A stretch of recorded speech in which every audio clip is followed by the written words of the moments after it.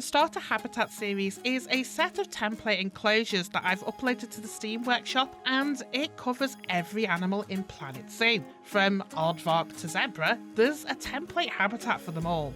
Each of these has been designed with beginner players in mind, so it's easy to place, doesn't need DLC, and is optimised to provide the ideal environment for the animals to thrive.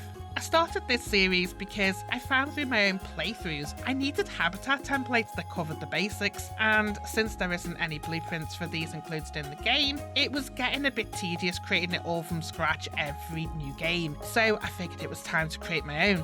Each habitat in the Starter Habitat series has been carefully planned out and scrutinised, so it covers all animal welfare needs in terms of size, flora and fauna, terrain, shelter, and barrier requirements.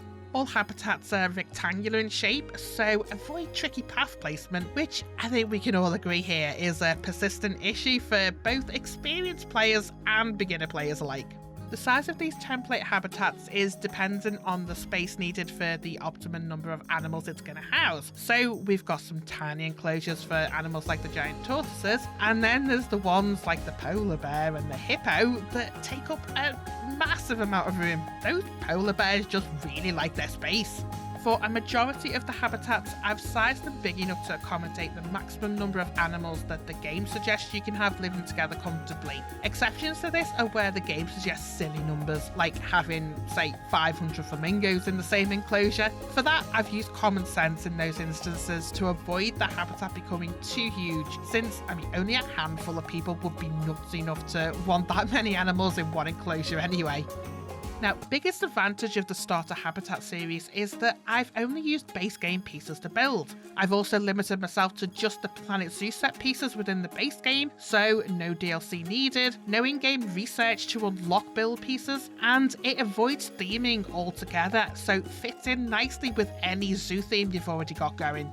The only exception to the unlock thing is that if you're going to use the habitats in franchise mode, you might need to carry out barrier research. That's because certain animals require a certain strength of barrier, and there's no getting around that. I've gone for lower grade barriers where it's appropriate, and then there's concrete for the most robust animals like the elephants. Even though I've kept designs basic and minimalist for this series, I have tried to bring some creativity into it too. Basically, I've tried to avoid any extensive and unnecessary decoration.